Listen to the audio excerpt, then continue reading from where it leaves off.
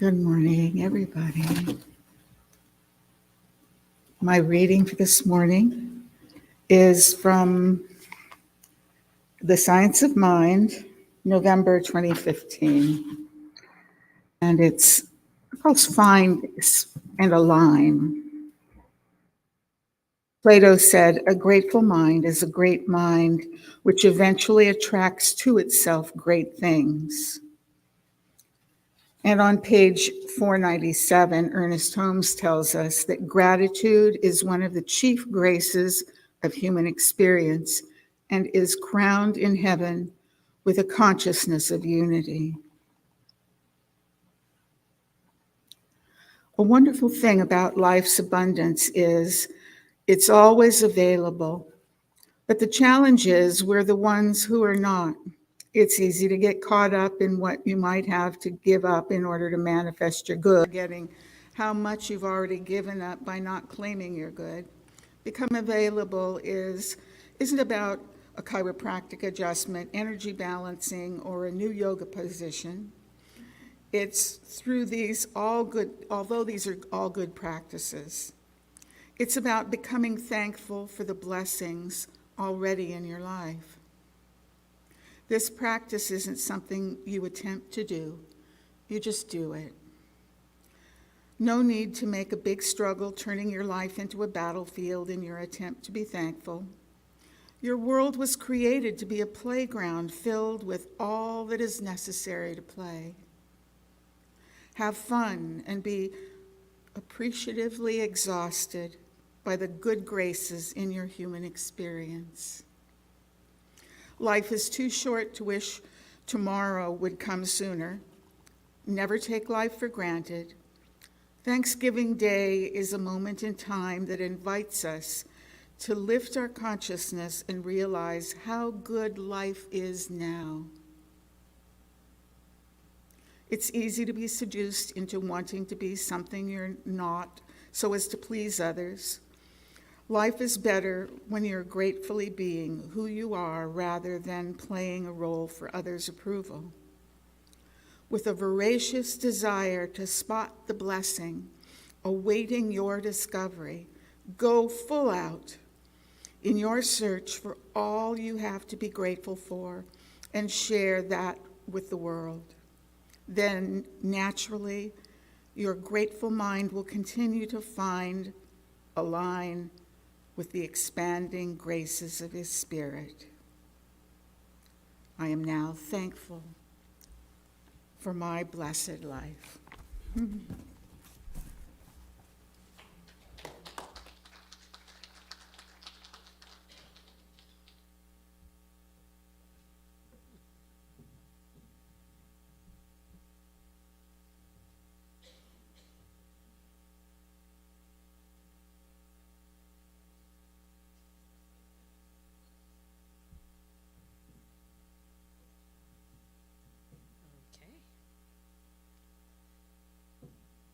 I'm ready. Should I say something first? I guess, I give up. All right. Good morning, everybody. I don't know about you, but at this time of the year, I'm thinking about family, being with people I love. And so this song always gives me that sense. All right.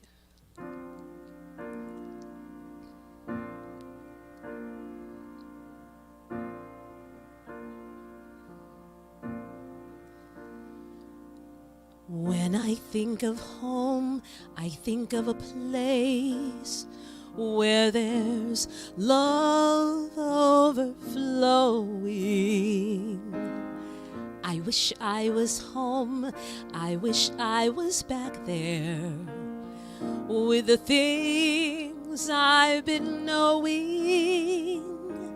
Wind that makes the tall trees bend into leaning. Suddenly the snowflakes that fall have a meaning, sprinkling the scene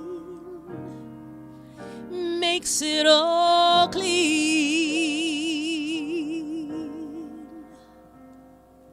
Maybe there's a chance to for me to go back now that I have some direction. It would sure be nice to be back home where there's love and affection. And just maybe I could convince time to slow up, giving me enough time in my life to grow up. Time be my friend, let me live again. Well, suddenly my world's gone and changed its face, but I still know where I'm going. I have had my mind spun around in space, but I'm still growing. And if you're listening, God, please don't make it hard for us to understand the things that we see. Tell me, should we run away? Should we try and stay? Or would it be better just to let things be? Living here in this brand new world might be a fantasy, but it's taught me to love, and it's real to me. And I've learned that we must look inside our hearts to find a world full of love like yours and mine.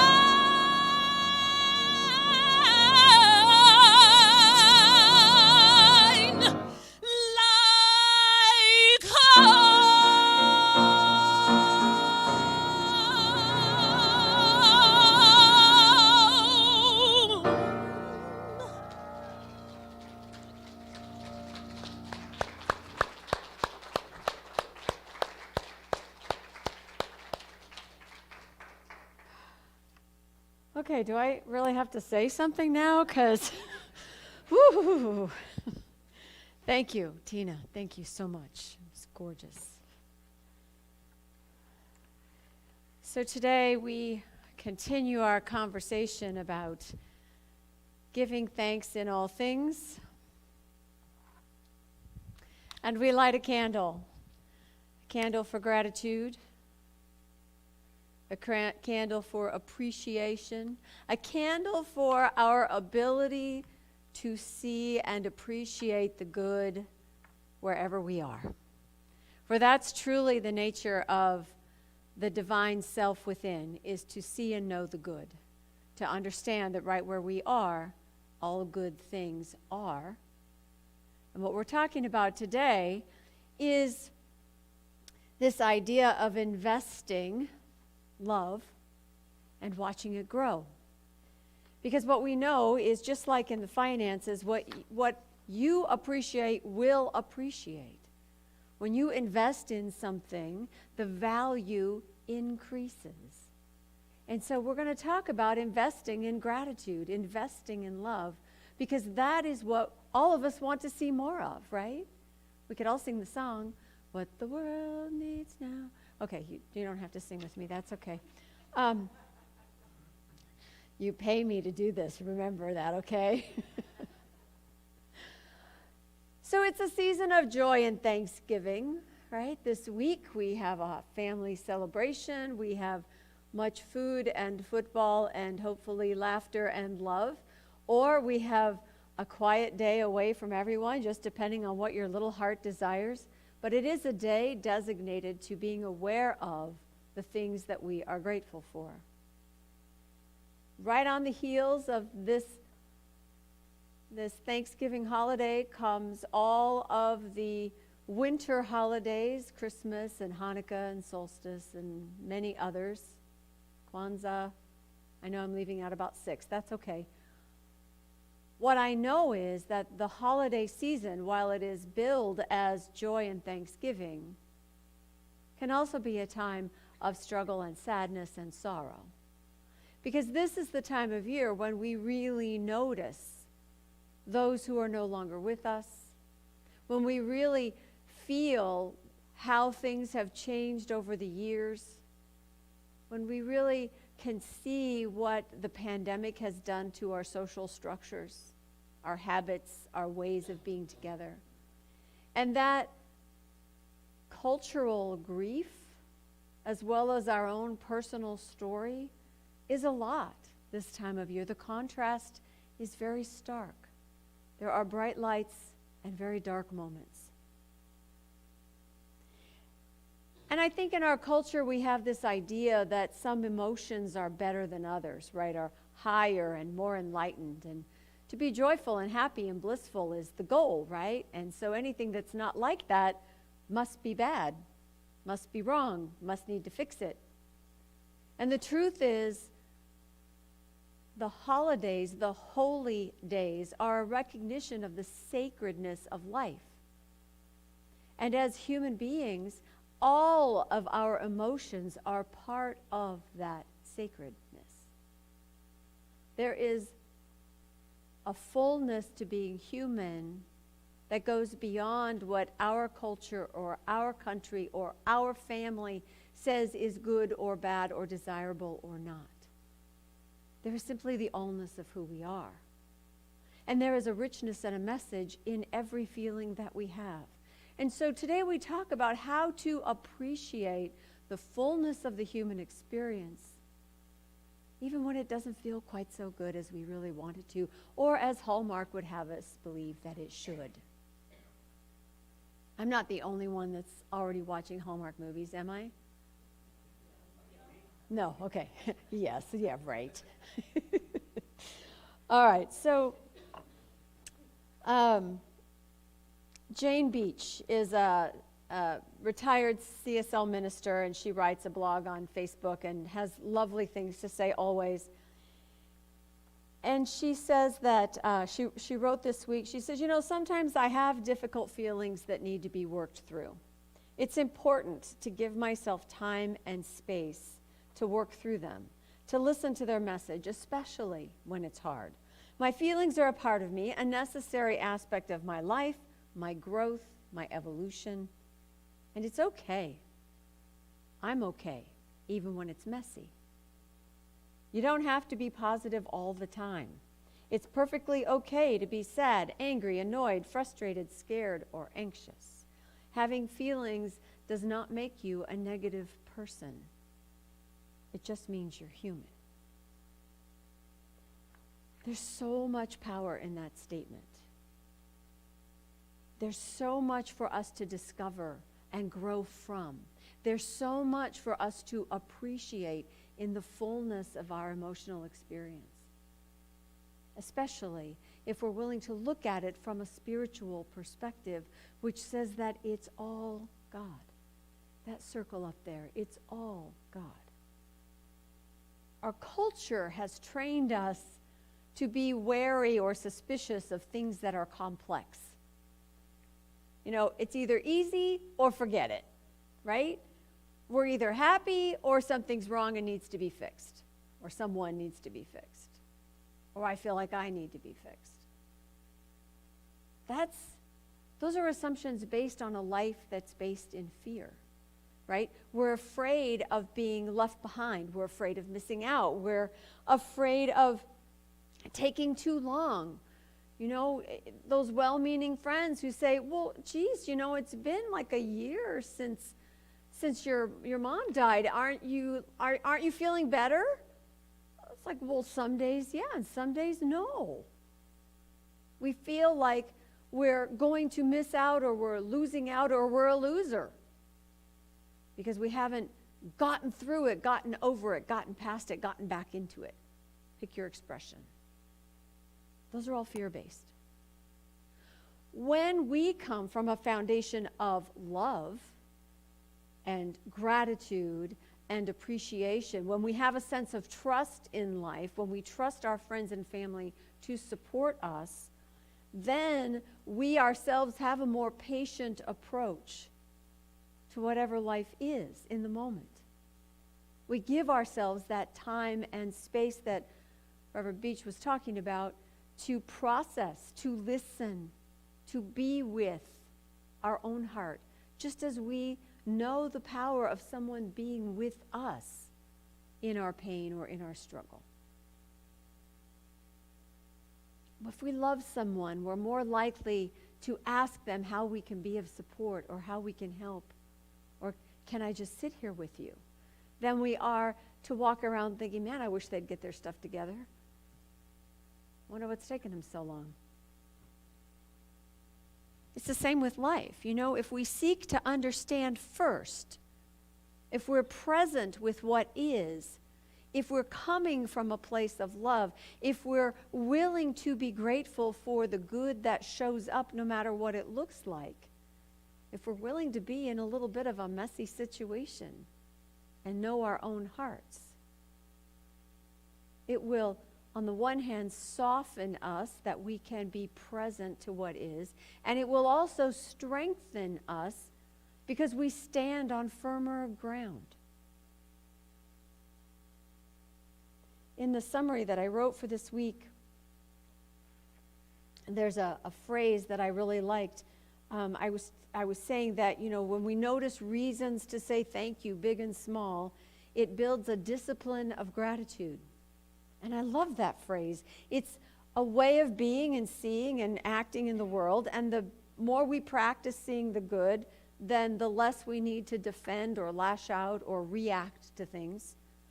And we may not always be serene as we move through life, but we will always come back to center. We will always come back to our heart, because that's what our spiritual practice does for us. But this discipline of gratitude, the word discipline or disciple, part of the root is pupil, to be a student of, to study, to be influenced by an example of. It doesn't just mean to create order through punishment, which is the more common understanding of the word. The other meaning of it is to be educated and to learn from and to grasp intellectually a topic or a subject. And so if we are to truly learn about and to be grateful, to learn about gratitude, to be a student of appreciation, then that knowledge is going to inform our lives differently. When we are informed, we create different forms for living, right? That's what manifestation is. We reflect out who we are on the inside. And I really want my world to look a lot more like appreciation and love and gratitude than anything else, than anything fear-based. So most of you have heard this story at some point. I'm reading a summary of it in a book called Soul Currency. But he says, you've heard some version of the story by Russell Conwell about the South Asian farmer who ignorantly tossed aside many of the black stones he encountered on the soil of his property as he scratched out a living. After many years, he finally sold his farm in order to seek his fortune elsewhere, and little did he know that the black stones that peppered his fields and stream beds, and that he had considered a nuisance, were actually raw diamonds. These acres of diamonds ultimately became the famous Golconda diamond mine, one of the richest mines ever, and the producer of crown jewels. If only he'd be more observant, he'd have become wildly wealthy, may have been your first reaction to this tale. And indeed, that is the lesson for everyone. Look carefully. You have your own acres of diamonds within you. Your spiritual assets are legion. Like the farmer with the black stones, you may be paying more attention to the outward appearance of what your life holds, rather than to the truth that you have everything within you necessary to create the life you want.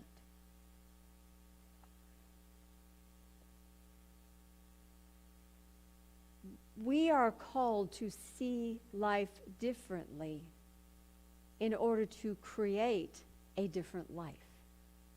It's not just what's out there coming at us.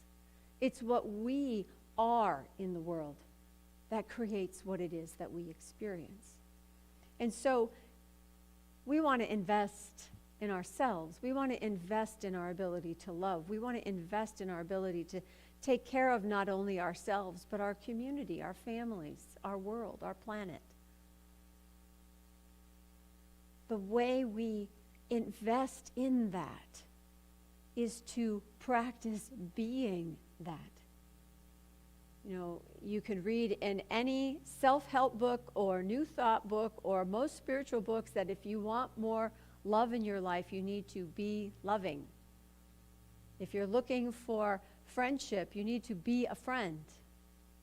So when we want more appreciation in life, we need to appreciate more. And we can, and we do. And when we're not able to, we turn back within to our spiritual practice.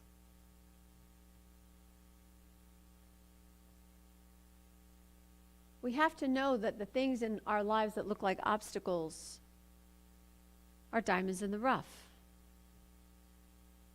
Which means we have to take more time. We have to have patience with ourselves and with how things unfold.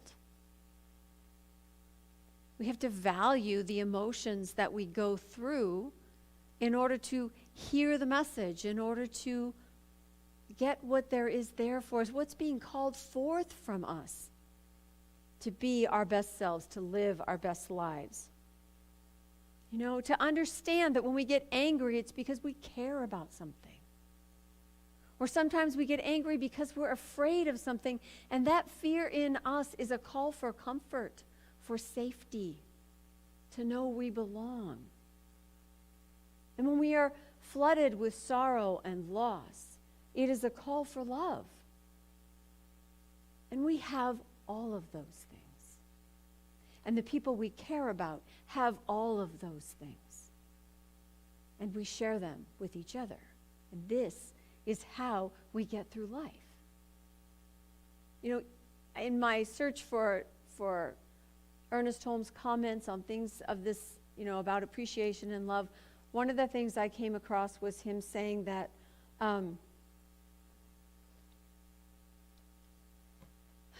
well, whatever he said, it was really important and it's gone. This is why I don't quote things I haven't written down. It'll come back to me and I'll share it with you then. It may be later, but I'll get it for you. What we know is that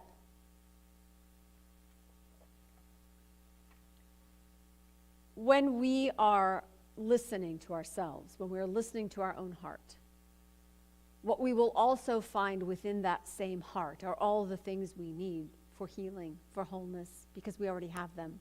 We already are them. And even if we don't see it or feel it in the moment, it's still true, because we are all of that, not one or the other. And when we feel that love, when we're coming from a place of feeling grateful or blessed or appreciative of something, then we're moved to give, we're moved to share, we're moved to reach out to other people. It's the empathy and compassion that expands in us from our own difficulties. It's the love and the joy that we want to share with others when we've been blessed with that.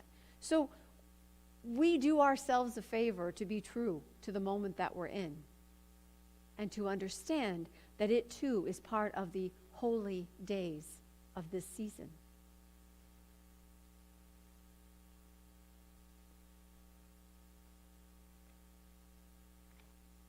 Mark Nepo is one of my favorite authors, and I was thinking about this grief that we're all still in from the pandemic, right?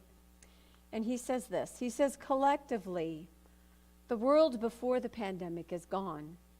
There's no way back to life before coronavirus. We have no choice but to accept the truth of what is and love our way forward, discovering the new life unlived ahead of us. To love our way forward. I love that. I love that. We're pulled, between the harvest of Thanksgiving and the hibernation of winter, and between the celebration of the holidays and the sorrow of the moment that might be in our hearts. We go back and forth. But we can love our way forward. Jack Kornfield, New Thought writer, says part of our practice here is to discover that our heart can face death, sorrows, and all of life, and that the heart is greater than all of them. Love heals. Love heals.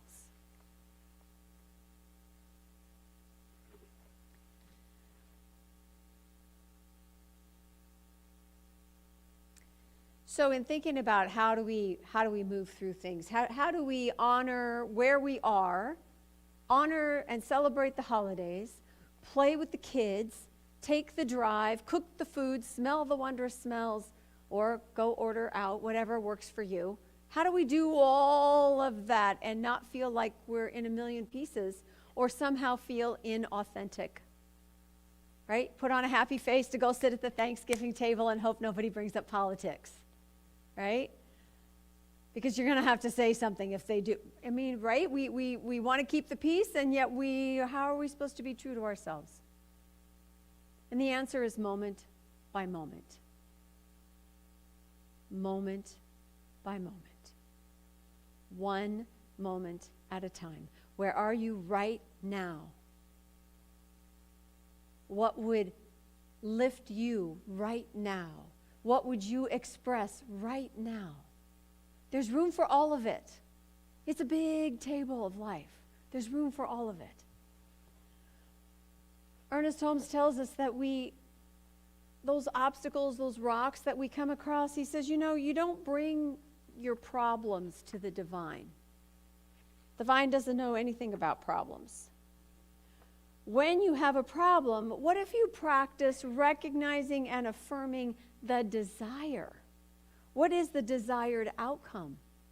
What is the ideal resolution for this? What is it you don't have that makes it a problem?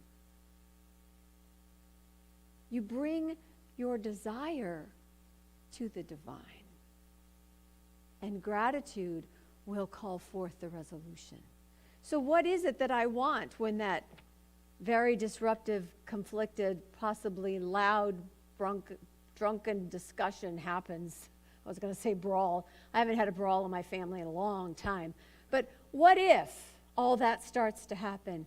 What is my desired outcome? Peace in the home, harmony, laughter, joy.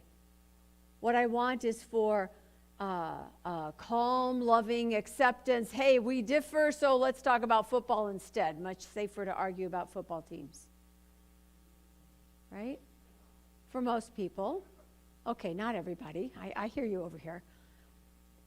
But what if what I want is peace, then I can appreciate the peace where I find it. It means I can retreat to the kitchen and talk to my great aunts because they're funny and they've had half a glass of wine and they're silly and it's fun. We're always a choice. We get to pick our responses. I want my response to come from some place that brings light into a dark room. I certainly don't want to throw gasoline on the fire. Right? What I want is to honor and appreciate the desire that I have for love, for peace, for harmony, for beauty, for all of the things that we aspire to. I want to bring that before the spiritual center within me so that I might be reminded that I bring that into the world. Because if I can show up as peace, if I can be the light in the dark room, even by not doing anything, just by my presence, just by my own knowing that life is good and there are blessings everywhere. And those obstacles and those loud voices and those weird people and those strange numbers in my bank account, if I can know all of that is a field of diamonds, then I can move through life with a sense of purpose, with a sense of joy, with a feeling of trust and faith. And when you are around people who know that within themselves, you are attracted to them. You want to be around them. You want some of that for you. And we all have it. We all have it.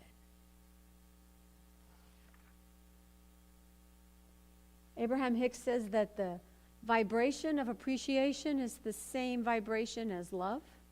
It's the closest vibration we have to the core center of truth that we are. And that when we bring our personal vibration to a certain level, that becomes then what we attract into our lives. It's all about how we feel. It's not to say we have to feel positive all the time. Remember, that's part of what makes us human. What it does mean, though, is that if we stay and pause and listen to the emotional landscape within from a place of love and appreciation and gratitude, then we will heal those hurting parts. Then we will have something to offer others. Then we will feel ourselves fill up because we are being our authentic self moment by moment by moment. Holmes tells us that love neutralizes or overcomes anything unlike itself. Gratitude is the cause of that taking place. Appreciation is what activates that gratitude, that cause, that movement of love that lifts and heals everything. So to know that those rocks are diamonds is to know that good comes to all. Not instead of anger, not instead of sorrow, but as a healing container, as a soothing balm, as a truth that is greater than, which gives us a way to heal. And so your call this week, from now until Christmas, which if you're shopping isn't very long, but if you're waiting to open presents seems like forever. But from now until Christmas, write down what you appreciate about yourself, about others, about life, and you will see a dramatic change in your life in those 34 days. If you do it for 6 months, it says, Abraham Hicks says that the change will be so powerful your friends will not recognize the old you. I'm not asking you to change your entire personality. However, I think the 30-day exercise is worthwhile. You have one way to do it on Sundays, and that's the blessing box that's in the foyer. Grab a tag and a pen and write down a word or two of what your blessing in life is, maybe from today, maybe from the week. And do the same at home. Write it down. And let's see where we are in 30 days, shall we? Let's just see if this stuff that we talk about, if we can prove it to ourselves, if we can feel the difference. Because it's all how we feel. And I want to feel love. I want to feel gratitude. I want you to know how much you are loved, how grateful we are to know each other, how much good there is in the world. And when it doesn't feel good, how much love there is all around us. Namaste and happy Thanksgiving.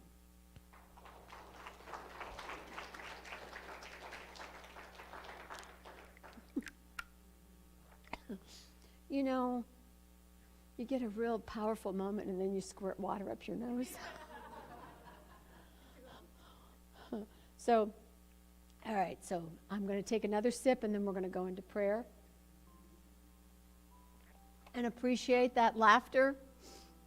For that human nature that we are is silly and messy and wet sometimes. And the divine nature that we are is powerful and strong and stable, and both are true. And it is in this truth of the wholeness of this life that I speak a word of comfort, that I speak a word of joy, that I recognize and acknowledge and call forth the healing power of love, that I bless my friends who are suffering, that I lift up those people I know who are struggling, that I love who I meet, that I appreciate what's happening in life, because that is the Spirit in me showing forth as me in this world. And as I know this to be true in my own life, I know that it is true for everyone. That the very power of life is the life within every heart. And that the ways of expressing that caring, that compassion, that empathy is forever expanding and evolving and growing and becoming brighter. For the light will always overcome the darkness.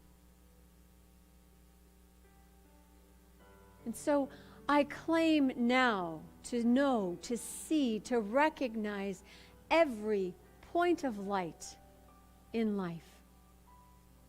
Every day in every way. Points of light. In people's eyes, in their kindnesses, in their actions, in my own heart, in my willingness, in my creativity, in my reaching out. Recognizing points of light on this planet, in the love of a furry friend, and saying goodbye to a friendly spider right out the door. That all forms of love are ways of appreciating and acknowledging the beauty of life. And that beauty of life includes the human heart in its entirety. And for these things and so many more, I am grateful. Grateful beyond measure, filled and fulfilled and overflowing with gratitude, with appreciation for the blessings of life in all its messy forms. Seeing beyond that outer surface that looks like a rock to the diamond within. For I know and I trust that it is all God. Therefore, it is all good. That life expressing is always about sustainment and nourishment and expansion and growth. That life is my life. That life is everyone's life. That life is love. And so in love and as love, I simply let this be, trusting it to unfold for each of us in its own time, on time, moment by moment. And so it is.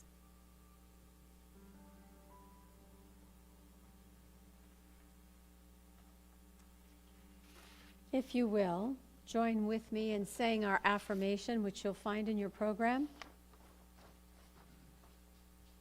I ask you to repeat after me. Today I appreciate the gifts of life moment by moment.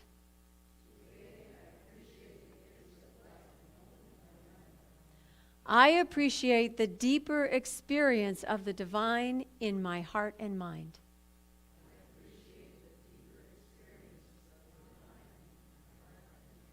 I am blessed. And so it is. All right, let's have a little more music, please.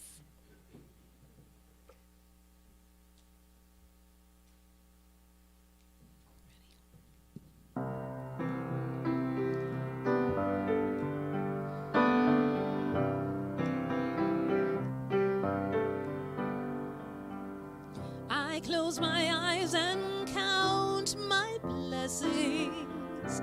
Heaven's fountain overflows.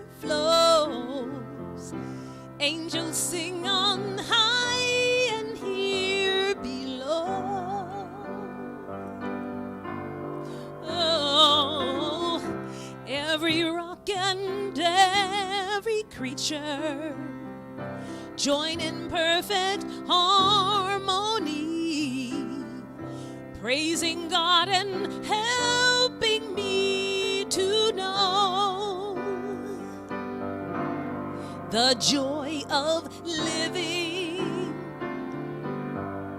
the joy of giving, oh, the joy of being right here, right now, the joy of caring, oh, the joy of sharing, yes, the joy of being right here, right now.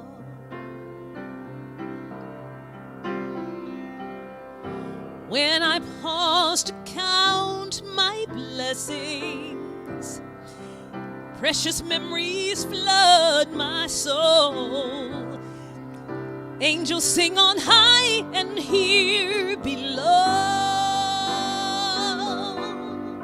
Oh, I am strong and I am healthy. I will sing a song of love, urging all humanity to share in the joy of living, well, the joy of giving, oh, the joy of being right here, right now, the joy of caring, oh, the joy of sharing, oh, the joy of being right here, right now. Oh, life can be beautiful, yes, when you let go.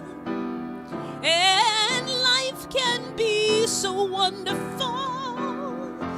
when you finally know the joy of giving, oh, the joy of living, oh, the joy of being right here, right now, the joy of caring, oh, the joy of sharing what you have, the joy of being right here, right now, the joy of being right here, right now, oh, the joy of being right here. When? Right now, right now.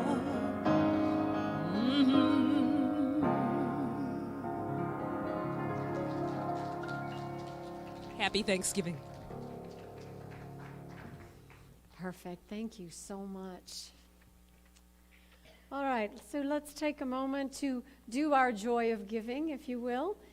We have a prosperity affirmation in the program. I'm going to invite you to say it along with me. And as you do, I want you to stop for a moment first and just find a place in you that feels joy. If you have to go back sometime to find it, that's okay. Find it. Find a place of joy in your heart. And now say with me, divine love through me blesses and multiplies all that I am, all that I give, and all that I receive. I am prosperous now. For those of you online, you can make your donation on our website or in the weekly e-blast, and here we have baskets in the back of the room. I also want to remind you that we're coming up on the end of the year, so if you're starting to think about your end-of-year donations, please remember us too.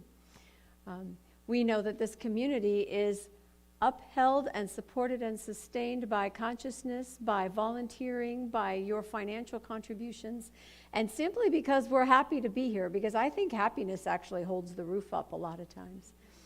So thank you all for being a part of this community. We have lots of announcements today, so a couple things to invite you to. A reminder that right outside we have our Tech Talk table.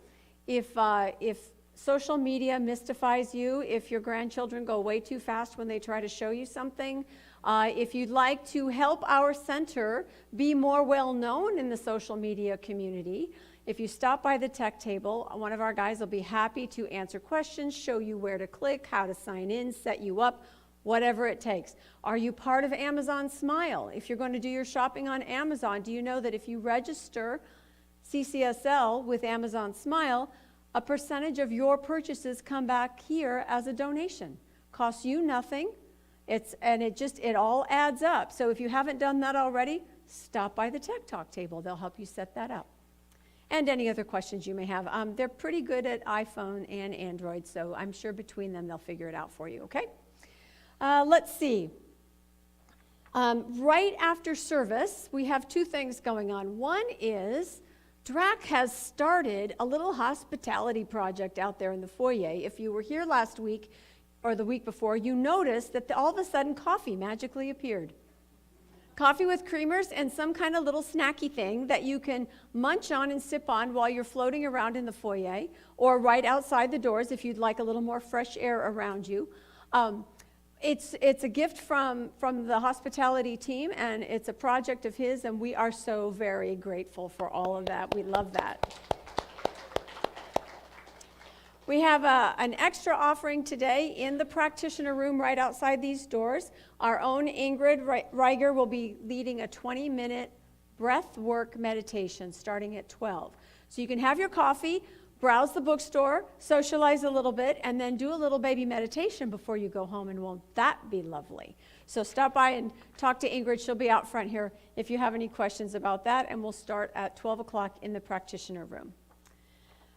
This week, instead of a Wednesday night gateway service here, we are participating in the Interfaith Thanksgiving service that will be held at Temple Beth Israel Wednesday night at 7.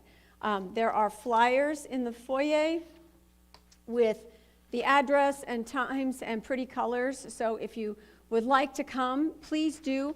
I went last year. It's a beautiful, beautiful service. Members from all different faiths present some presentation to do with Thanksgiving, whether it's music or the spoken word, or we had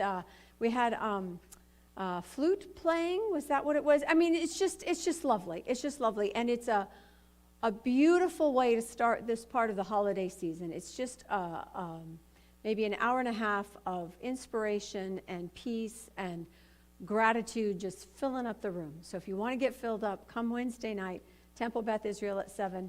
Grab a flyer and you'll have the address as well. We're also, as you know, we're looking for support to assist some local families that are seeking asylum or are of refugee status here in Claremont. There are some families that are looking for housing, so if you know of anyone with a housing unit of some sort that they would be willing to rent or that's available, if you would like to make a financial donation, all of the money goes directly to the families. The organization, one of the organizations is Canopy.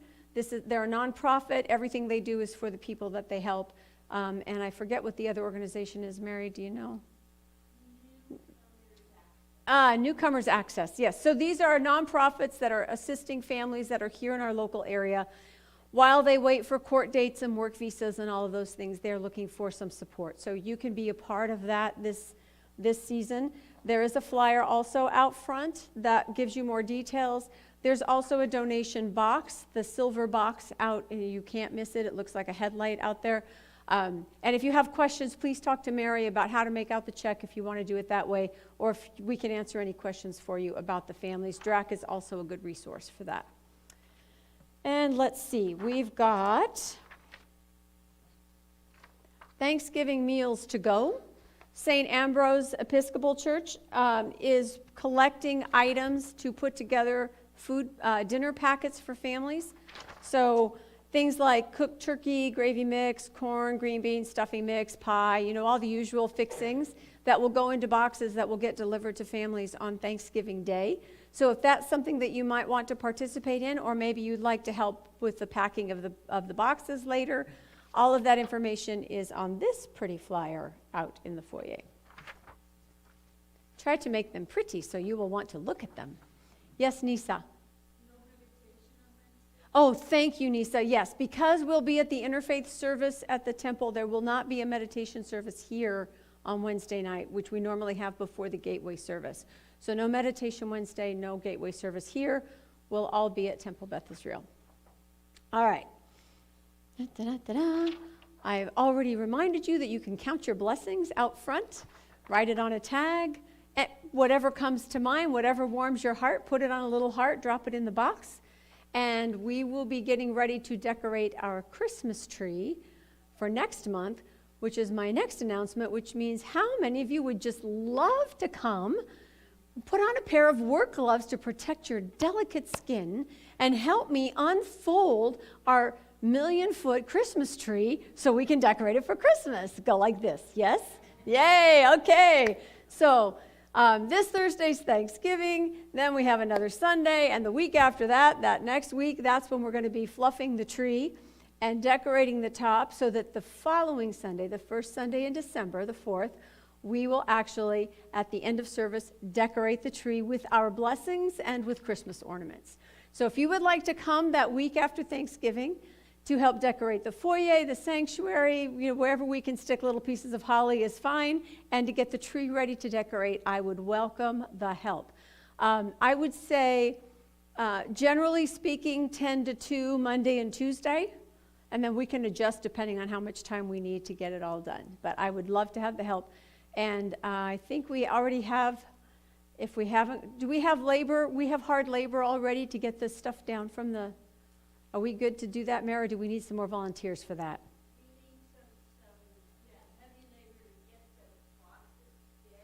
Yeah, the big heavy boxes are stored up on high shelves because, why wouldn't they be, right?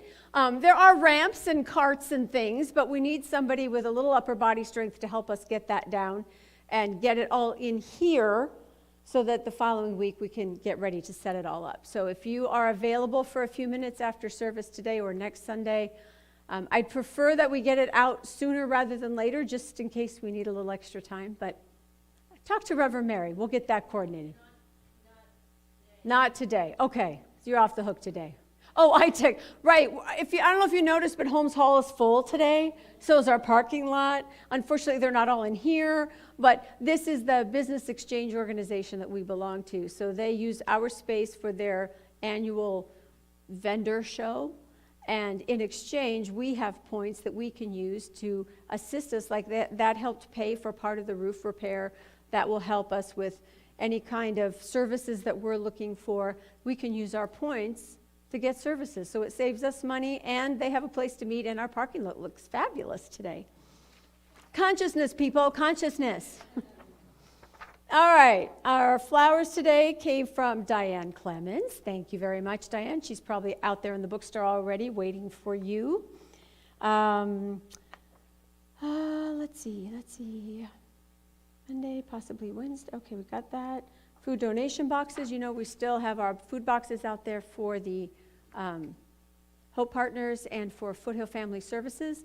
We will also be getting a donation box for our foster kids like we did last year. It's an opportunity when you're out there Christmas shopping to pick up an extra gift for kids.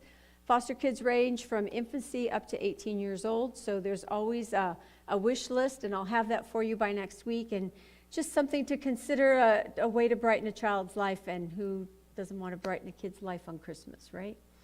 So Drac. I want to invite Drac to come up. He's got an extra announcement because, like I said, we're so busy. Isn't it fun? Because it's not on the magic list.